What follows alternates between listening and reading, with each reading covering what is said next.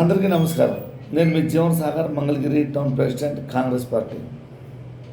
ఈరోజు ఉదయం Facebook live videos చూస్తున్న సమయంలో ఇద్దరు క్రైస్తవ్య మత ప్రచారకులను 40 మంది హైందవ సహోదరులు కలిసి వారిని తిడుతూ, దుర్భాషలాడుతూ, పిడిగుద్దులు గుద్దుతూ వారిని దారుణంగా హింసించిన వైనాన్ని ఆ వీడియోలో చూశాను.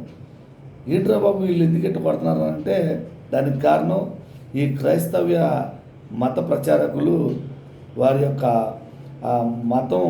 మతంలో భాగంగా వారి భావాన్ని వ్యక్తపరిచే విధానం నచ్చక వారి మీద దాడి చేశారు.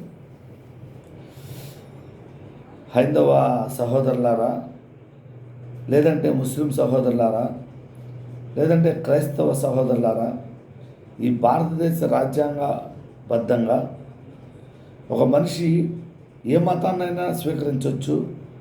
అది వాడి హక్కు, వాడి ఇష్టం.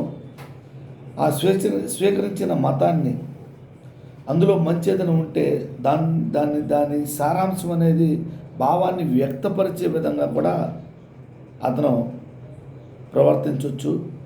దానికి మీరు ఆపడానికి మీరెవరు, లేదంటే వారిని పడటానికి మీరెవరు?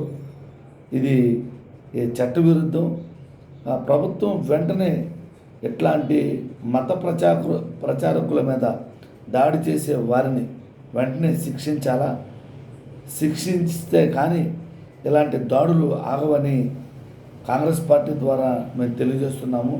మరి ఈ బీజేపీ ప్రభుత్వం అధికారంలోకి వచ్చిన తర్వాత ఈ కూటమి ప్రభుత్వంలోనే ఈ మతతత్వ దాడులు దారుణంగా జరుగుతున్నాయని కాంగ్రెస్ పార్టీ ద్వారా మేము హెచ్చరిస్తున్నాం.